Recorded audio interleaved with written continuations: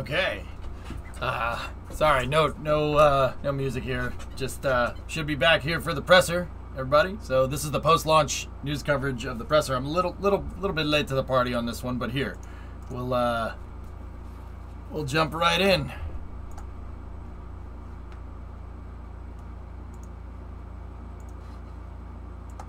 You know, right after this mission, it'll stay docked just for about a few days, about 5 days or so, and then after that, we'll have a progress swap out, and then we'll have a SpaceX 25 cargo mission, a Russian EVA in late June. So ISS continues to be just a hopping place on board. So with that, I'll turn it over to Mark. Thank you. Well, thank you, Joel. Well, first of all, on behalf of the Boeing team, I'm really proud to be able to say that the Starliner's in a good orbital insertion, and it's on its way to the International Space Station. We're very, very proud of the team and what they've accomplished. This was a road of a lot of hard work to get here, and the team is just ecstatic about the accomplishments today. It's the results of a really great team. That team has been made up of NASA, Boeing, ULA, our suppliers. There's just a lot to be proud of. Speaking of ULA, thanks, John, for the launch vehicle and such a clean launch countdown today. It was a pleasure to be working with you for such a short period of time.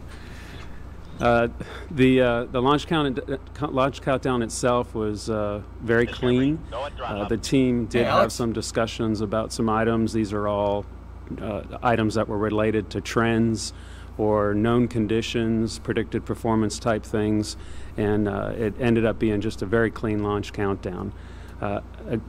Gotten into the ascent, again, we learned a lot. We had real solid communications throughout the ascent phase of the mission. Like Steve had mentioned, we had the OMAC thruster fail, and I'll talk a little bit about that during the OI burn. We had two thrusters failed. The first one had fired. It fired for a second, and then it shut down. The flight control system did what it's supposed to, and it turned it over to the second thruster. It fired for about 25 seconds, and then it shut down. Again, the flight control system took over, did what it was supposed to, went to a third thruster, and we had a successful orbital insertion. So the system is designed to be redundant, and it performed like it was supposed to. Now the team is working the why as why we had those anomalies occur. There's 12 thrusters. We have a safe vehicle, and we're on our way to the International Space Station. That's why. This is a test flight, so we're going to learn, and this is one of the items that we will learn some lessons from, and we'll make the adjustments as we go. Things look really good, and we're looking forward to the demonstrations that will occur starting tomorrow. John? Yeah, thanks, Mark. Wow, what an exciting day for all of us and the team at ULA in particular. The count was incredibly smooth. Really nothing of significance at all to talk about. It went very smooth. On Starliner missions, there is an instantaneous launch window, and so obviously we hit the opening of that instantaneous window. And so that went really well. All the systems performed as expected during ascent, and so nothing to report there. We do a quick look review after launch, and there just was really nothing to report or talk about. So just really happy with that. And then delivered Starliner to its suborbital position, and then as has been described, the orbital insertion burn went really well. This was the first flight where the emergency detection system was active. This is a system on board the Atlas rocket that monitors its systems, and in the event that anything would go wrong, lets Starliner know. So abort can be executed, and that system all worked nominally. Obviously, there wasn't any reason to do an abort, but the system performed during ascent just like it was supposed to. This is the 150th ULA launch, which is a bit of a milestone for us, and we're excited about that. And it's special. We launch a lot of very critical spacecraft, some incredible interplanetary missions for NASA, and but there's just something about being in human space flight that's special. Yeah. And so, our engineers that design the rocket, our production folks that build the rocket, and our launch ops team that launched the rocket are all just incredibly proud to be a part of this. And thanks to Mark, to Boeing for the opportunity to support you and to support NASA in this great endeavor. So, thank you very much. Thank you all for those opening remarks. Always great to hear from our NASA leadership and our partners. Now we'll transfer into the Q&A portion of today's briefing. As a reminder, we're taking questions from media here in the room as well as over the phone. We ask that in the interest of time, you please limit yourself to one question and state who you'd like to answer your question up here on the panel. So we'll start things off here in the room. All right, we have some in the front row over in the corner. Hello, Marcia Dunn. So there are, I think you said 12 of these thrusters. Did I hear that right? 12 thrusters, 10 are working. Is that enough to get you through rendezvous and docking and everything that needs to be done? And I have to ask you, Mr. Nappy, do you feel like you've got a real load off you now that you've made it this far in the mission? Well, let me start with the second question first. Obviously, there's 4 phases to this mission. The first phase is the pre-launch and launch, and that went really well today. And then it's getting into orbit, and then, of course, getting to docking, and that's tomorrow, and that's another big day for us. So there might be a couple of sleepless nights ahead of us still to get through the rest of the mission. But today feels really good, and we have a lot of confidence in the vehicle, and that'll perform very well tomorrow as well. Remember that. Yeah, and then I can take so there's 12 of these thrusters, there's 3 in each dockhouse. Listen. They're aft facing, so they're used for the big burns. There's actually more of these OMACs than the 12, but the ones that we care about for the big burns, there's 12 of them, and you're right that 10 of them are working just fine. So these other 2, we'll just have to look at what happened and try to figure out, is it instrumentation? Did the commands get out to the thrusters?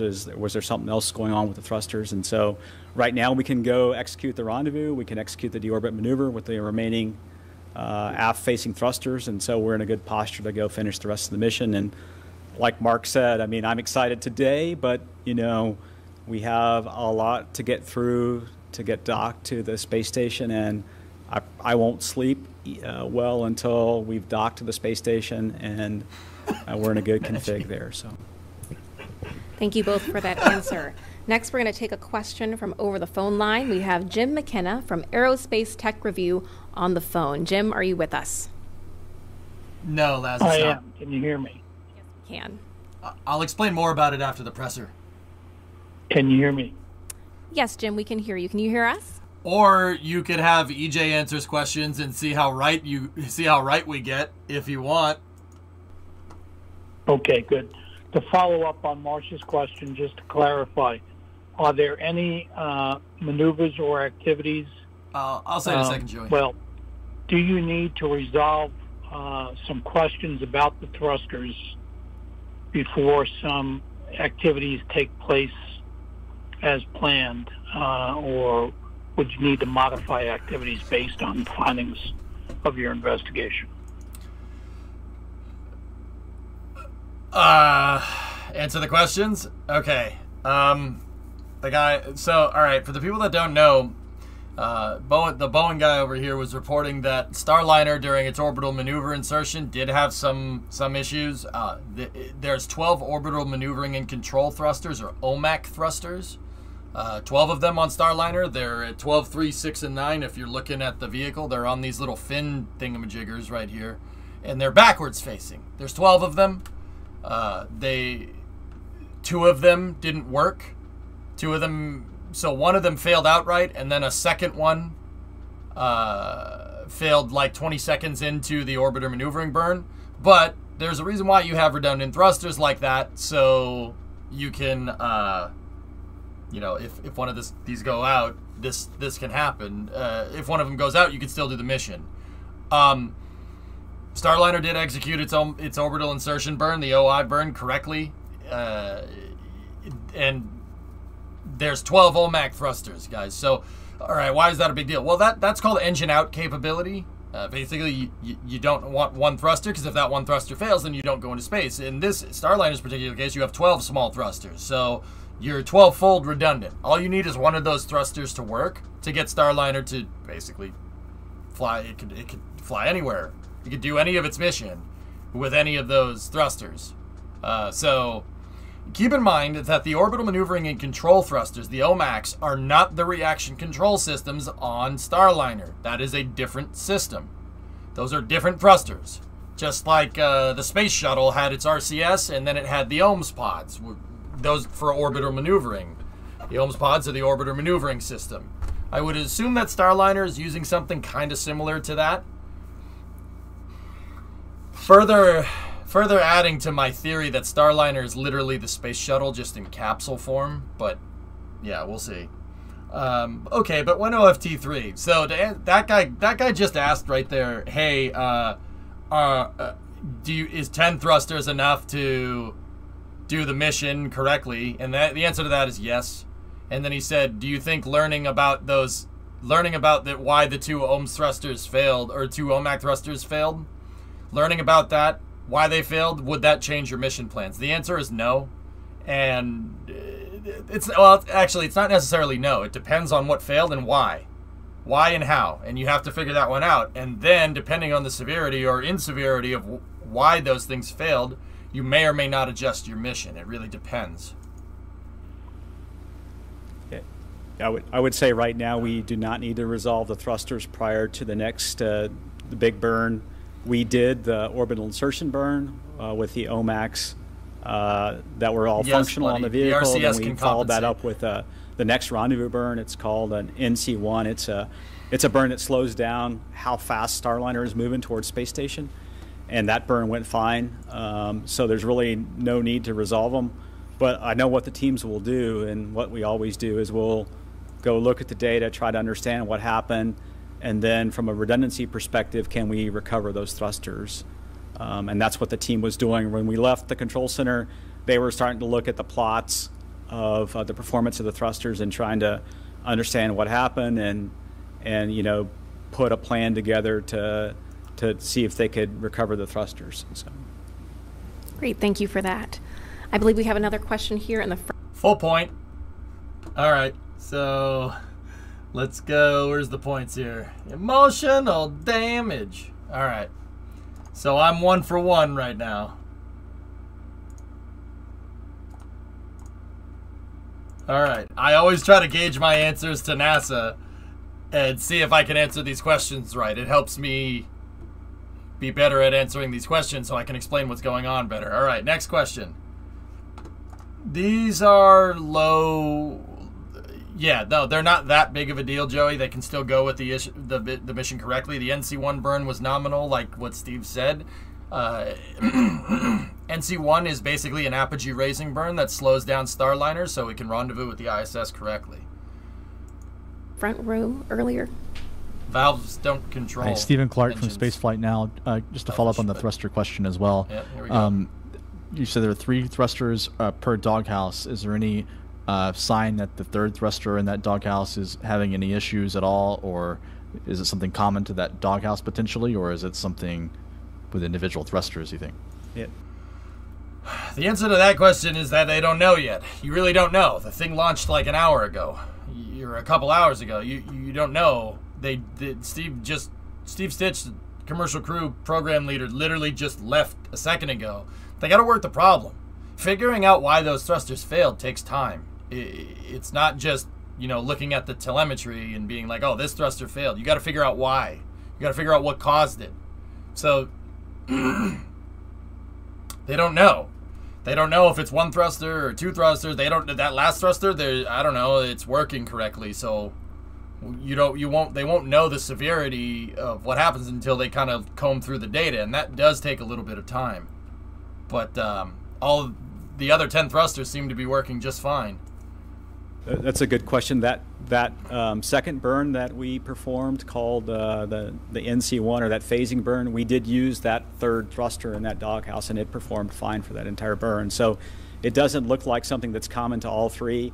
And as Mark said, they started firing right. The first one fired, then the second one picked up, fired for 25 seconds. So it doesn't look like it's common to that particular doghouse. So we'll just have to go do a little bit more troubleshooting and see if we can figure out why those two thrusters didn't complete that orbit insertion burn. 2 for 2 for you, boy.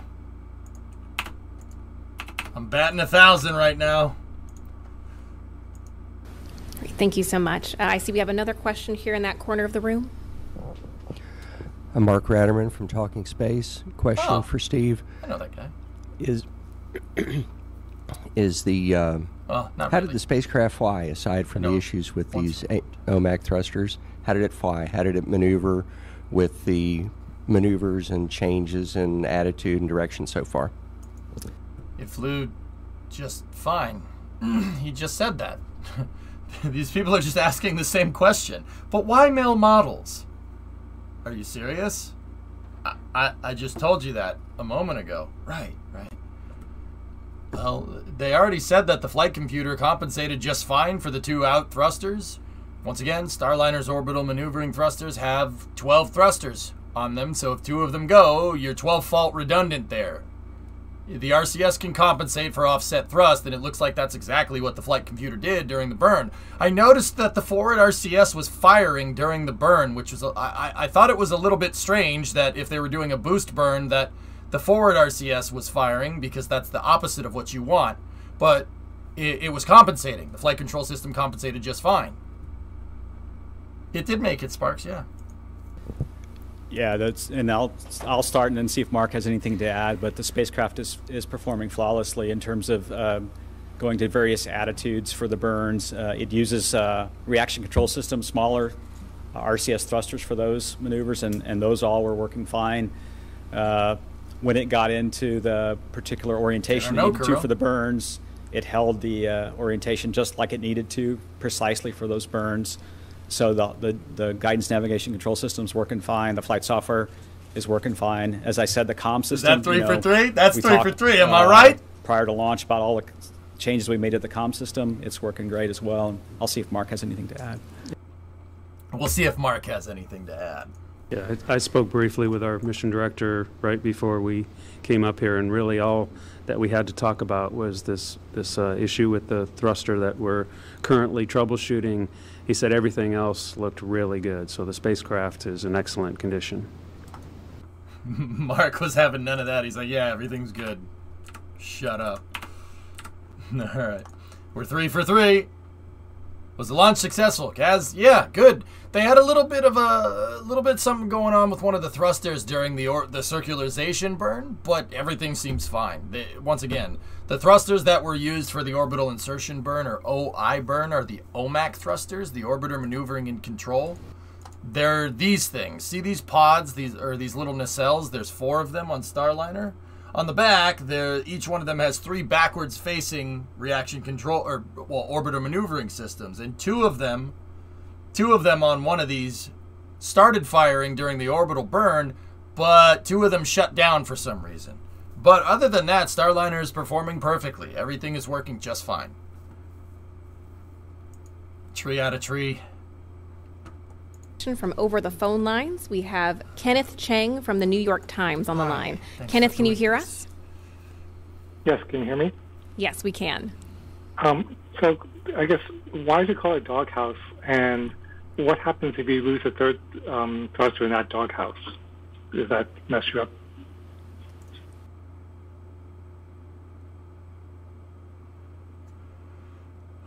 Doghouse is the slang term because if you look at those nacelles from the side, they look like a doghouse. If they lose the third thruster, the RCS can compensate just fine.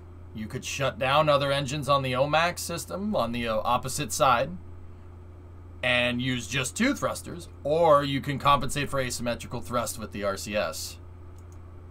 Yeah, the nomenclature for doghouses, just I really don't know the history behind it, but if you just look at the spacecraft, there's essentially 4 pods, if you will, all the way around. There's a starboard and a port and a top and a bottom, and maybe they look like doghouses to people, but they really contain the propulsion systems for the service module in terms of the reaction control systems that's used for both attitude control and then also the fine maneuvers that are required during the final part of the rendezvous to fly the approach corridor and get into docking. And so, you know, if we lost that that last thruster in that particular port doghouse, we have redundancy in the other ones, and I suspect we can complete the mission just fine with the remaining thrusters. So. 4 for 4. 4 for 4, man. I'm on fire today. Oh, bless you. And we're 4 for 4. Hell yeah. Hell yeah. You boys getting good at this. As dumb as a lot of these questions sound, the journalists need the people answering to say this on the record. The reporter can't just assume and report the answer. Even when they're right, plenty of journalists already have the right answers. They just ask this to double check in chat. Yeah, I know that, Arsenal. I know that because I told you that like a year ago. I distinctly remember this conversation. I told you that. Yeah, I know. Also 4 for 4. Yeah, you don't remember that conversation, dude? Yeah, I know they got to get it on record. It's just funny that's like, hey, what happens if like you lose that thruster? It's the informality of it that kind of makes me laugh a little bit. But yeah, I know they ask these questions to get it on record, so they can write an article about it. I know. It's still funny though. Are you serious? He just said that a moment ago, right? Find out. Now why we call it doghouse. I'll have to do a little homework now to find out why we call it doghouses, and you know, we come up with funny terms sometimes in spaceflight, and that's one for this particular vehicle. So. Thank you. Well, it's certainly a memorable term. We do have somebody else on the phone line. We have Bill Harwood from CBS News. Thanks Bill, are you with us? I am indeed. Thank you very much. Just a real quick question. Could someone refresh my memory, probably Steve? I mean, you don't use OMAC thrusters once you're inside of, what is it, 7 kilometers or something like that? I mean, what is the point where those thrusters aren't even used in terms of approaching the station and then backing away from it? Yeah, batting over 500. Yeah, I think there's a couple of big burns. Yeah, that's right. They don't use the OMACs near. You don't need to. Generally, spacecraft guys, when they get near the space station, you got to be careful. You got to be careful with outgassing. Firing your rocket motors. The solar panels are about as delicate as a piece of paper, give or take.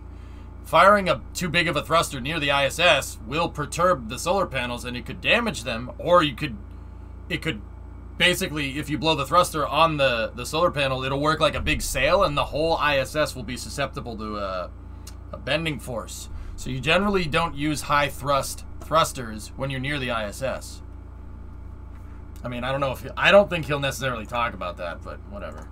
Left, there's what's called a height-raising burn and another phasing burn, and once we finish those burns, Bill, we don't use. You're absolutely correct. We don't use the OMAC thrusters at all. The only subsequent time we would use those thrusters would be for the deorbit burn after we undock, separate from the space station, and then go do that deorbit burn maneuver. That's the only. After we do one or two more phasing burns, then we don't use the OMACs for the rest of the flight until we get to deorbit. So. 5 for 5? 5 for 5? Or was my answer too detailed? I think we were 5 for 5, man. I think I'm 5 for 5, dudes. Destroyed. All right, next. Thank you. Next on the line, we have Chris Davenport from the Washington Post. Chris, can you hear us? Yeah, thanks so much. I'm just sort of curious, at what point will you know to go ahead and with a deorbit burn, if you're, if that's the next time they're going to be using them? When are those next two phasing burns as it approaches the station? Thanks. There's two more. There's two more phasing burns. One of them is the Coaliptic Burn, and the other one is the, one's Coaliptic. So basically, Starliner changes its eccentricity, putting apogee aligned with the altitude, more or less. The technical way of saying it would be a semi-major axis alignment at apogee, and then circularizes. That's the two burns. They get it out in front of the ISS using differential eccentricity, and then they stop and circularize out in front of the ISS, and then Starliner basically flies in formation. It's called a V-bar alignment with a coaliptic burn. Or a coaliptic burn into a V-bar alignment, I think. But I know I'm not getting my terms right there. But I know what it does. But yeah, I'm not going to get this question right. Yeah, there's a couple of phasing burns coming up. What's called an NH height-raising burn, plane change burn at, it would be tomorrow, it looks like, at about 2:12 Houston time. And then there's another burn following that, it looks like at about 2:34 or so p.m. And then there's one more burn, NSRPC, at around 3 o'clock. So there's, and that would be tomorrow on Friday. So, okay, I didn't get that right. He said there's 3, but he said a couple, but he said there's 3. So Steve said that's Steve Stitch. He's the guy that runs commercials, the commercial crew program. So like Dragon and Starliner, that's his job. He runs that whole thing. Okay, so interesting thing. He said there was 3 burns, but he said a couple, but there's 3. That's very interesting that he said that the first burn was a plane change burn. That suggests differential inclination. That second burn is the height raising burn, which is that it's not coaliptic. It's differential eccentricity, and then there's the coaliptic circularization. Like I said, basically they're going to get Starliner out in front of the ISS so they can look at it, and it's going to chill there for a second, and then they'll mess around with some maneuvers for a second, and then it'll come into dock. I would say that I got that question wrong. I said 2, he said 3. I forgot one. But it's interesting. I didn't think he called it a plane change, the one that I didn't know about. So, 50 out is, which is strange. This is just the Boeing MCAS system all over again. Yeah, thanks, buddy, for demonstrating that your legendary expertise in aerospace engineering. You know the MCAS system is made by a different company, right? Yeah, it's made by a different company with the same name, but a different company nonetheless. So yeah, no, that's good, except for the fact that it's not. Nice arm chairing, dude. Oh, and then again, we'll just have to see if we can recover the thrusters, and then right now the plan would be to use the OMAX for the deorbit burn, and there is actually a capability to use the reaction control system thrusters as well. Couple of things here and there as a backup WD, option but it's all right. for the deorbit burn. So there's plenty of redundancy in the spacecraft. Thank you for that. We do have a... Oh, that's not what you bet. Here, let me read it again. I'm not sure I trust what they are saying, as the physics propulsion delta V numbers don't make sense. Unless they have a semi-truck gas tank size RCS, I feel this is Boeing telling NASA what they want to hear, and NASA sugarcoating it for the public and politics. Man, I'm happy you are nowhere near any spacecraft ever, dude. Yeah. Wow, I'm really happy for that. Yeah, nope.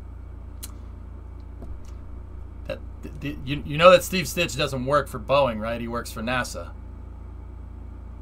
And also, test flight, dude. It's a test flight. You're supposed to encounter problems here. That's normal. Why does everybody just... Oh, Boeing sucks. Am I right? This is just a bigger issue. Dude, it's a test flight. It's a freaking test flight. You're supposed to find problems here. That's the whole point.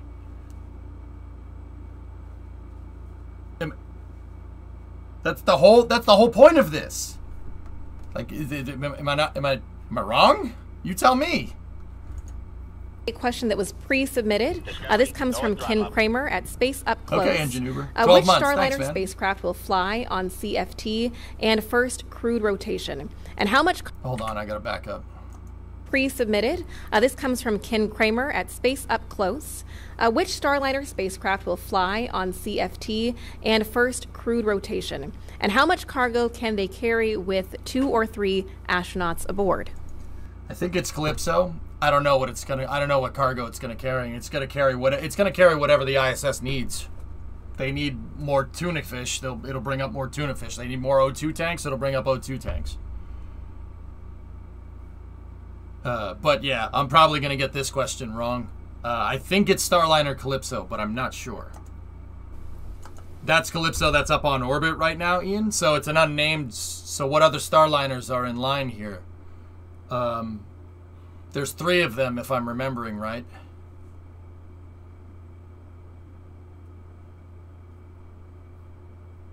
There's 2? You sure there's 2? 3 total, 2 operational. First was the pad aboard and is retired. Okay, cool. I believe that will go to our partner at Boeing. So the CFT mission is being processed right now, and the crew module is in this perfect 5 out of 7. C3PF, which is our processing facility, and being processed now to be ready for a later flight this year. So that crew module is in work. This crew module that's flying currently will be returned and then prepared for the post-certification mission 1, which will follow the CFT mission. Great, thank you so much. PCM-1. So it's the one that's in the C3PF right now. I don't think that Starliner has a name, but yeah, I said Calypso, so I got that wrong. 5 out of 7. Do we have any more questions here in the room? All right, seeing none, that will do it for our question and answer portion of today's briefing. I want to thank all of our panelists for joining us today and thank the media that are here in person as well as those that submitted questions over the phone and ahead of time. As a reminder, Starliner is heading for the International Space Station and docking is scheduled for 7:10 p.m. tomorrow. That is May 20th. Live coverage of the rendezvous and docking operations will start at 3:30 p.m. on NASA TV or at nasa.gov/live.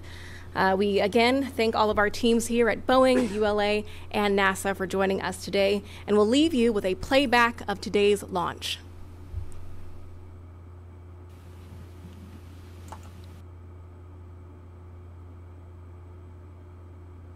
Where's the rocket? Did you take 10, a good nap? I did. 9, I'm good. 8, 7, oh, there it is. 6, 5, 4, 3, 2, 1, and liftoff. Starliner is headed back to space on the shoulders of Atlas, powered by a workforce dedicated to its success. Nice.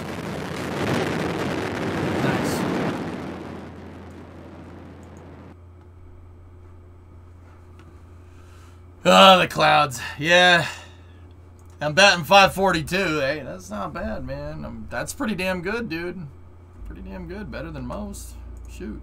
Their gases are called. Shoot. All right, dudes. I thought they were showing a picture of the RD-180. RD-180 JDI. Or Atlas V uses an Energomash RD-180 in the first stage. I hit the live button on NASA TV. That's what that was. How's the house going? That's still all good? Oh, yeah, we're... What the heck? I keep blanking on the damn word.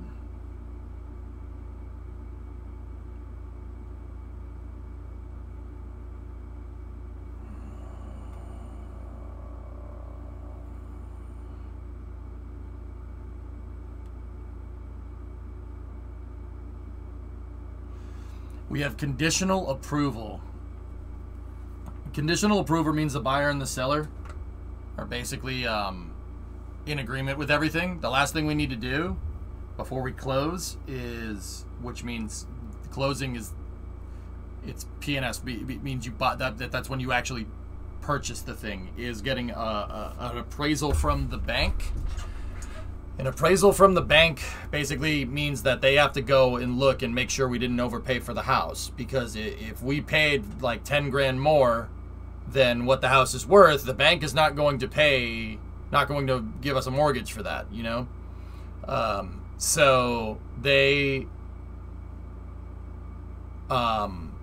they have to go and look at the house and make sure we didn't overpay, because if they did overpay, or if we did overpay, we have to basically foot the difference. They have to appraise the house, and we hope that the appraisal comes in at the price that we agreed to. If it doesn't, the bank won't pay for it. We gotta foot that cost ourselves. If that happens.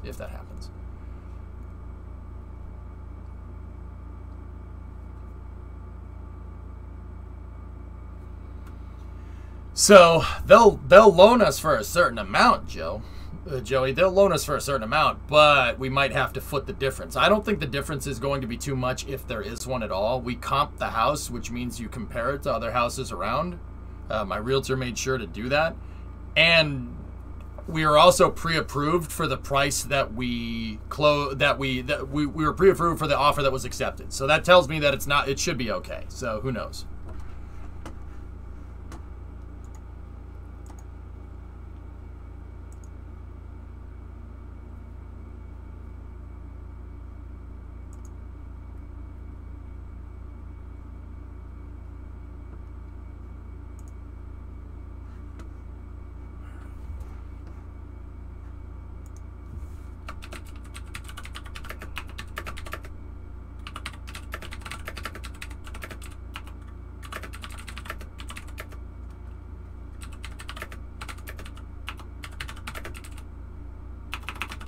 Give me one moment.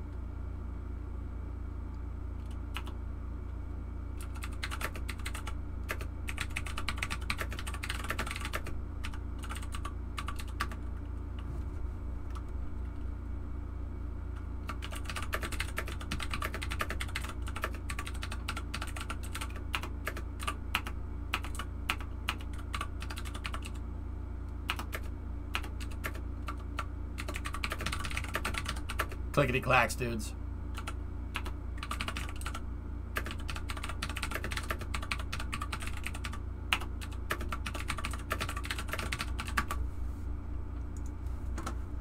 All right. Appraisals have a magical way of being right on the purchase price. I hope so. I hope so. Yeah, just sit tight. No one wants... Yeah, exactly. Moon to typers. Yep. Hacker man.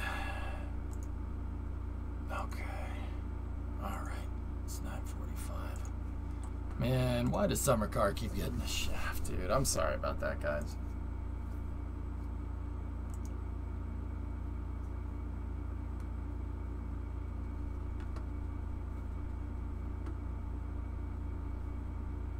Yep.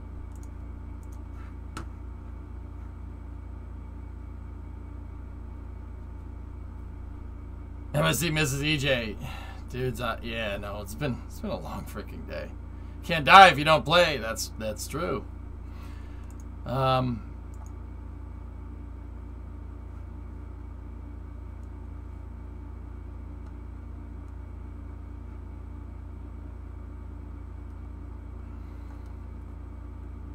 It's been a long 2 weeks, yeah. Working title, Spruck. I like that. That's good. Because you actually hate MSC. Yeah. Guys, I'm telling you, I'm probably gonna stop. I'm gonna, I always try to come back and play MSC, and then it's just been a little bit tough, guys. I have to make sure I don't push myself and go insane. I don't, I'll be honest with you fellas, you know how when I'm playing Summer Car in general, I want to make sure that I have a clear head when I play it. Dude, I don't want to push myself at all right now, because I want to have a clear head when I'm when we're doing house stuff, because I don't want to frick something up, you know. Goalie, what are these pictures of?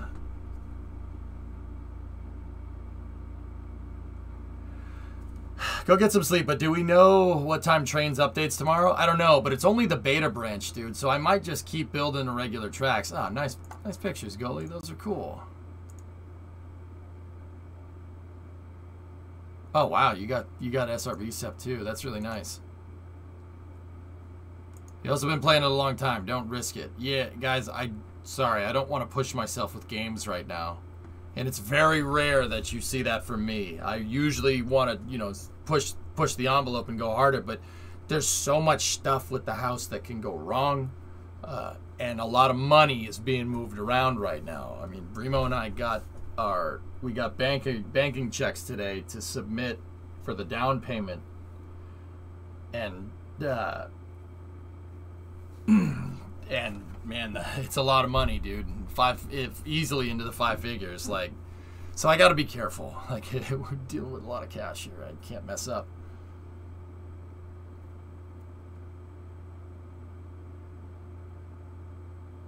Yeah, so that's why I'm like easy to make it not make an excuse, but like, yeah, I don't want to do this. So, yeah.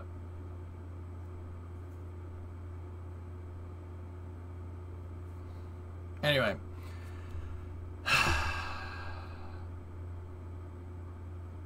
Well, it was a good day. Once again, Starliner launched. Atlas did its job. It was perfect. Starliner did have an OMAC thrust. 2 OMAC thrusters fail, but they're, like I said, 12 fault redundant, so shouldn't be that big of a deal. Everything should be fine. You know, NASA's gonna figure out what's wrong with it. But once again, fellas, you gotta remember, it's just a test flight. It's supposed to happen. You're supposed to encounter these problems here.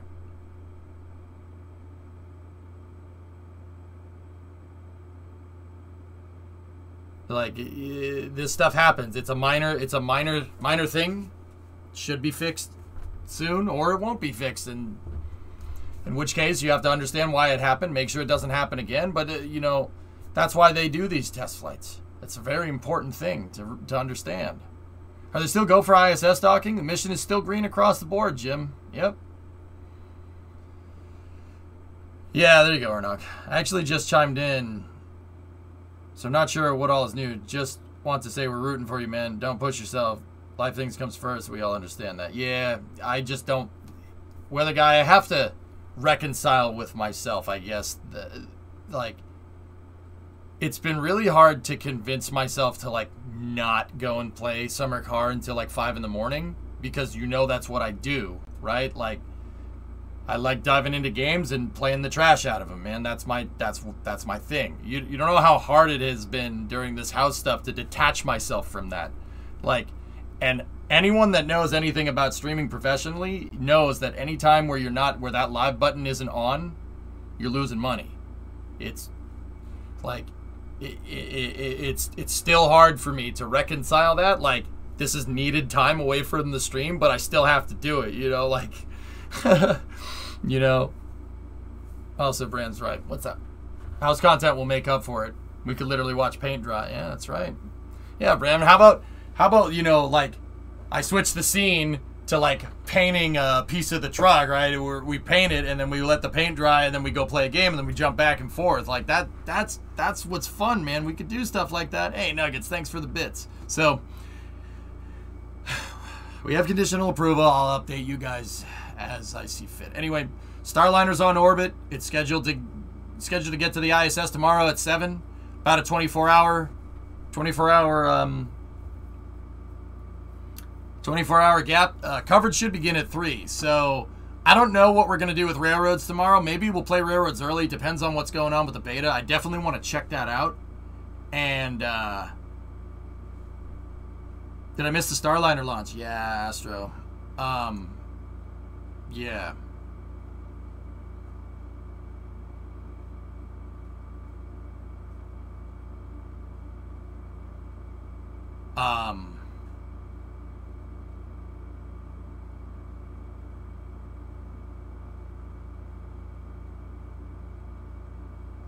See, I'm scatterbrained as all hell. But you get to the end of these days and I'm just like, ha, you know?